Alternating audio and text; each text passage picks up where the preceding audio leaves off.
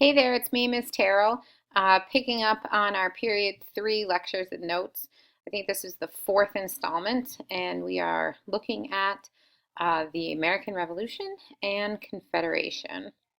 This coincides kind of with Chapter 7 and Chapter 8 if you're reading along in your textbook. So with the passage of the Intolerable Acts, which were mentioned in our last PowerPoint and lecture, in 1774, the conflict between British and colonies intensifies.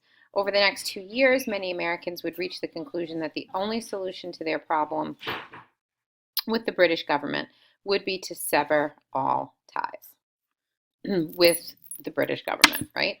That's what they want to do. So, in September of 1774, the First Continental Congress is held in Philadelphia, Pennsylvania. All colonies except for Georgia send delegates. And the purpose of this Continental Congress is kind of to talk about what's happened between the colonies, the colonists, and the British government, and respond to what the delegates view as Britain's alarming threats to their liberties, specifically talking about the Intolerable Acts and how those Intolerable Acts infringe on the liberties that they have, the freedoms that they have here in the colonies. At this point, however, many Americans are not looking for independence. They're not looking to sever ties. They kind of just want things to go back to the way they were prior to the 7 Years' War. They also wanted and were willing to protest what was going on, but they really essentially wanted to restore that relationship. They weren't ready to maintain or seek out or look for their independence. At this First Continental Congress, there were different views on the situation, some radical views, some moderate views, and some conservative views. Radical would be Patrick Henry, Sam Adams, and John Adams. Of course, Patrick Henry is the guy who says, no taxation without representation. These were the dudes that were like, we need to cut our ties sooner rather than later. We are big enough and bold enough and smart enough to be an independent nation. We should do that. Moderate views, people like George Washington and John Dickinson, these guys said, we don't want to break, but we just want to have some sort of compromise and go back to possibly what it was like I said, before the French and Indian War. And then conservative folks, John Jay and Joseph Galloway, these guys thought that we really don't need necessarily to do anything, just kind of sit back and watch what happens. So what did this group do? They did have a couple of actions. Number one, they endorsed what is called the Suffolk Resolves, and this was a statement originally issued by Massachusetts, and the resolves called for an immediate repeal of the Intolerable Acts and for colonies to resist them by making military preparations and, of course, boycotting British goods. Really, the colonists were doing a good job with the boycott. Anytime you can hit a powerful nation like Britain in the pocketbook and actually see some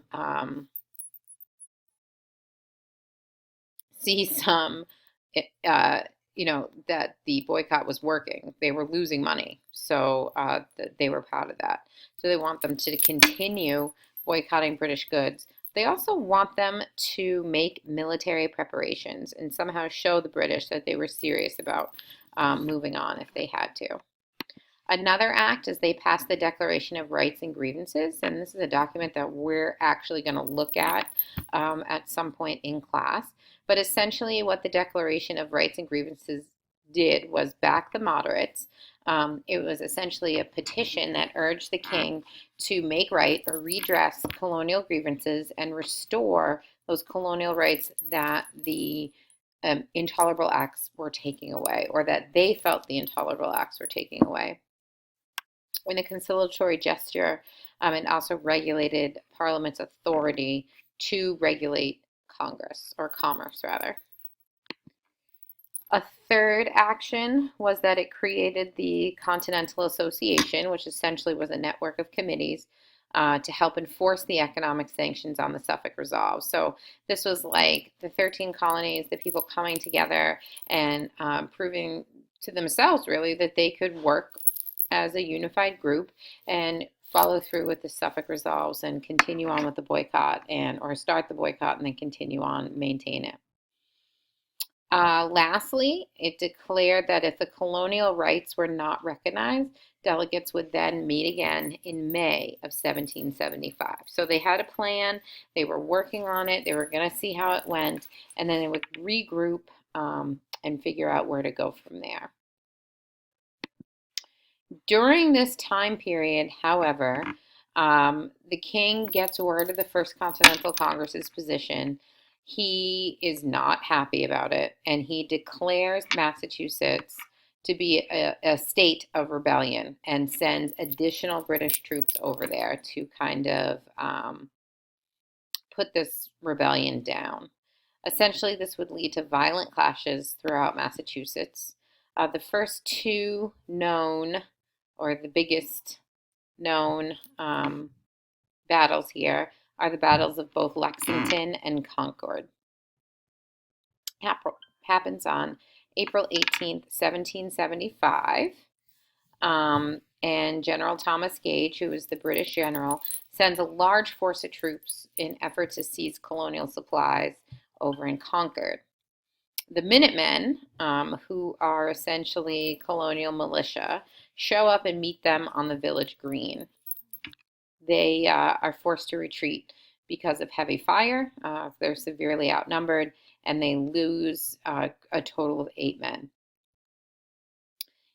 To this day, it is not known who fires the first shot at these battles and essentially starts the ball rolling on the American Revolutionary War. It's still one of history's greatest mysteries. On the way back from Concord to go to Boston, having heard what happened to the colonists in Concord, British soldiers are then attacked by hundreds of militiamen who are firing at them from behind stone walls. It was a complete ambush situation. The British had no idea what they were walking into, essentially. And as a result, they actually suffered pretty seriously. They had 250 casualties, and of course were really humiliated. And the humiliation stems from the fact that these essentially were farmers, factory workers, et cetera, that were not professional soldiers, and they were able to take out 250 professional British soldiers. And not only were they able to take them out, but they were able to surprise them. And these are, of course, the British soldiers, pride themselves on their strategy, and their military efforts, and so on and so forth. So for these militiamen to just show up literally out of nowhere and kind of dominate the situation was a scary thought for the British military, and that trickles down through the British government, and now things are getting real serious. Our next battle is the Battle of Bunker Hill, which happens on June 17, 1775. The true battle is actually fought on the outskirts of Boston, towards Breed's Hill. The British were able to take the hill, but they end up having over 1,000 casualties. So here we are in 1777, and it's May of 1777, and this First Continental Congress, as it was their plan, they're going to meet again in what they wittily call the Second Continental Congress. Pretty original. This group is divided. They have one group of delegates, mostly from New England, and these folks wanted to declare their independence. Obviously, Massachusetts is a really hard-hit area during this time period. Their ports are being closed. The boycotting is impacting their economy, and they are in serious, just really annoyed and frustrated and worried about the whole situation. And they think the best idea would be just to declare their independence and figure out how to go forward from there. The other group, which were essentially people from the middle colonies, again, still hoping that they could resolve the conflict with Great Britain. That being said, with all the action happening in New England, specifically in Massachusetts, already having about 3 to 4 battles fought in that territory, the middle colonies aren't doing too much. Well, there's not a lot happening there. So they're just like, can't we just, all get along and figure this out? And New England colonists are not having it. So, as a result, we come up with some military actions. The Second Continental Congress adopts what they call a Declaration of Causes and Necessities for taking up arms.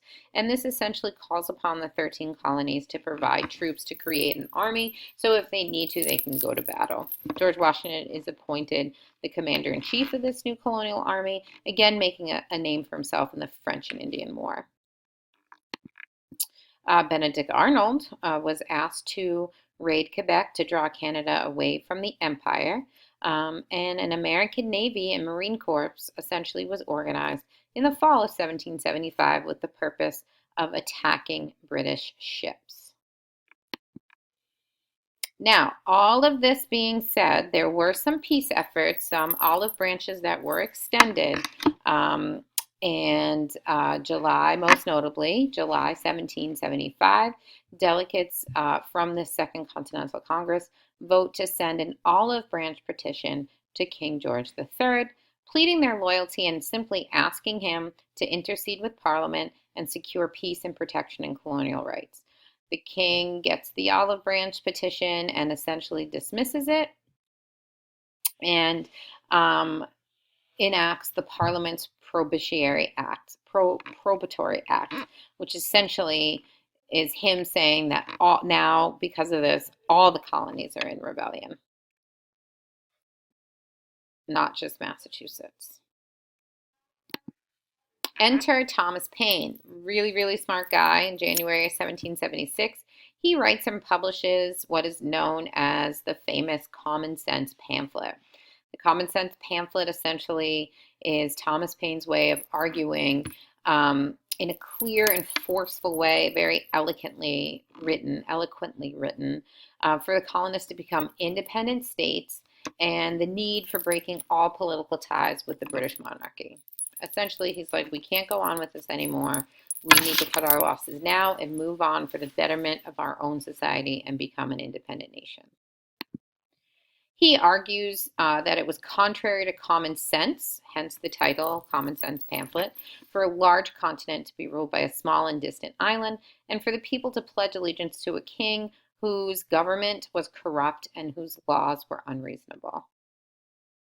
He makes a pretty good argument. Out of this situation, this argument, this pamphlet, the kind of swell of patriotism and nationalism that this move makes, we see the Declaration of Independence. So after meeting for more than a year, the Congress gradually began to favor the idea of actually looking at getting their own independence over reconciling their differences and going back to being essentially a colony of Great Britain. Thomas Jefferson is picked to draft a document which listed specific grievances against King George III's government and essentially also expresses the basic principles that justified the resolution. And we're actually going to listen to the Declaration of Independence being read, and it's truly quite an amazing document. Congress adopts the resolution on July 2nd, and the Declaration of Independence was formally adopted on the 4th of July, 1776.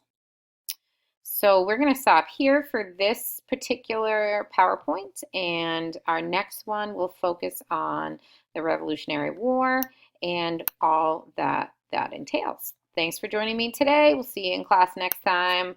Have a great history happy day.